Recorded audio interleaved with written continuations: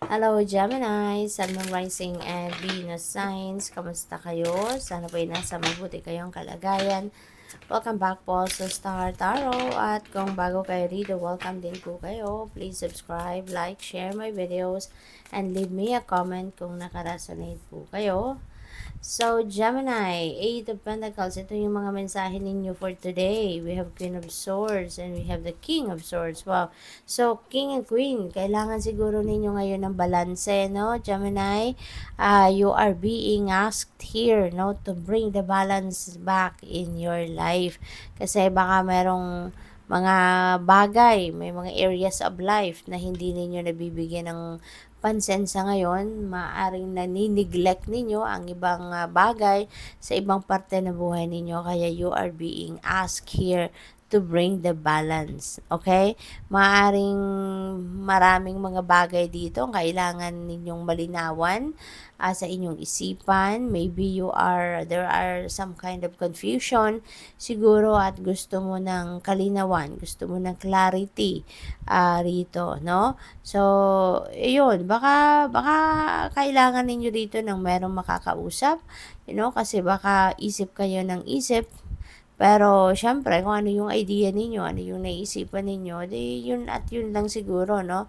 Ang nandiyan sa isipan ninyo, and maybe you need to hear someone else's opinion, someone else's input, someone else's perspective, no, para magkaroon kayo ng ibang idea, magkaroon kayo ng bagong idea, kumbaga, no, Gemini. Kaya so maybe, talk to someone, talk to a professional kung sa tingin niyo yun ang makakatulong sa inyo rito. Alright? With the Eight of Pentacles, no, ang ganda kasi masipag kayo, Gemini. Lagi kayong nakatutok, no, sa inyong ginagawa. Maybe you are a perfectionist din pagdating sa pagtatrabaho. So, maganda to kasi kung ano man yung bunga ng inyong pagsisikap dito, maaaring yan ay makukuha mo na. Kasi yung diligence mo, yung tiyaga mo, yung sipag mo, maybe that will be rewarded na sa ngayon, no? At baka makuha mo na talaga din yung kung kunyari, promotion ang hinahabol mo rito, or baka naghahabol ka ng bagong role, kumbaga, no, sa trabaho, or baka pwede ka rin mabigyan dito ng extra bonus, no, for the job well done. So, that is also possible. Kaya, who knows, no, Gemini, baka yan ay maibigay na sa iyo sa ngayon. Kasi, baka makita na ng employer mo, ng supervisor mo, no, yung sipag at tiyaga na ginagawa ninyo. So, by the way, Gemini, I would like to say hi and a shout out po sa ating beloved channel member na si At Alexander Turalba 3777.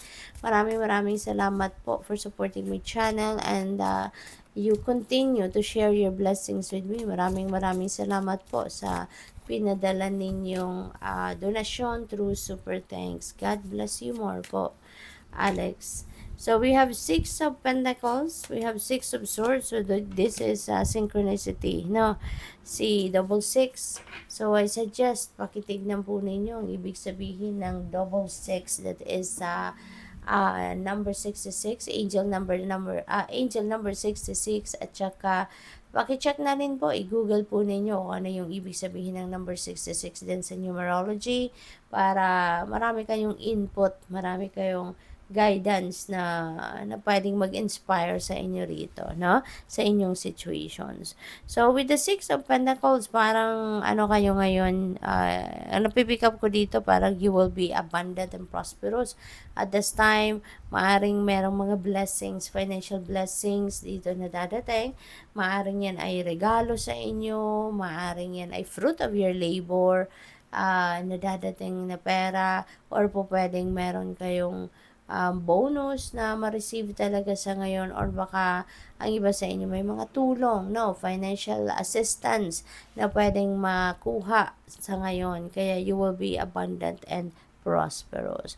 At kung ano man yung mga pangangailangan ninyo, kunyari, may pangangailangan kayo, may mga financial obligations kayo, no? So, this is the time as well that you'd be able to this is the time that you'd be able to get that, to receive that, no? Kung ano man yung mga ano ninyo, kung ano man yung mga pangangailangan ninyo, matutugunan ninyo yan sa ngayon. So, we have Six of Swords. Six of Swords is moving on energy. That is also travel energy. So, most likely, ang iba sa inyo, baka meron kayong iiwanan. Pwedeng iiwanan lugar or situation, and you are heading towards a different path, no? You are ready to explore new places, no? New workplace, new trabaho, new career, no? So pwedeng ganon, iniisip mo dito na aalis na ako, no? This is the time that I'm going to move on with my life. Kaya good luck sa'yo, kasi ito na yung pagkakataon mo na magsimula ka ng bagong buhay. Ito na yung pagkakataon mo na maging mas masaya ka, find the happiness that you deserve somewhere else, no? So, you're ready to explore. We have the Tower. Tower is a sudden change, no? So, meron dito kayong biglaan, no, na mga pagbabagong gagawin, and it's because this is the divine universe intervening in your circumstances. So, yung universe dito yung gagawa ng paraan para mabago ang inyong sitwasyon. Hindi ninyo ito idea, but this is the idea of the universe, no? Siya ang gagawa nito kasi maaring matagal mo nang hindi pinapansin or maaring matagal mo na tong hindi ginagawa na kailangan mong gawin, Kaya, maaring magulat ka, syempre, sa mga pagbabagong ito.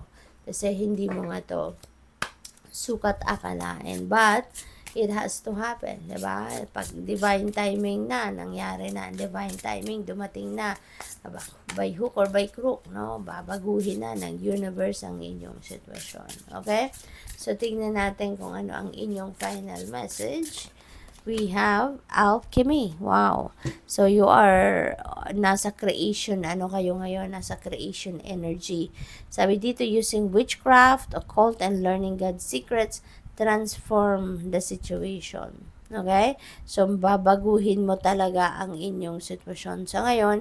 So, maaaring meron kang ideas of your own, na gusto mong baguhin. Gusto kong ganito, ganyan, ang gagawin ko sa iba't ibang area ng buhay mo. Plus, yung Tower energy, which is a sudden change. This is also a surprise para sa iyo ng universe, na mababago ang ibang sitwasyon mo sa buhay. Kaya isasabay mo na to, or sasabayan ka na yung plano mong pagbabago. You want to change the course of your life, sasabayan ka na dito ng universe, Gusto mong baguhin ang sitwasyon mo, then might as well baguhin natin kung anong necessary, So good luck sa iyo. Thank you for watching. Love and light. Namaste.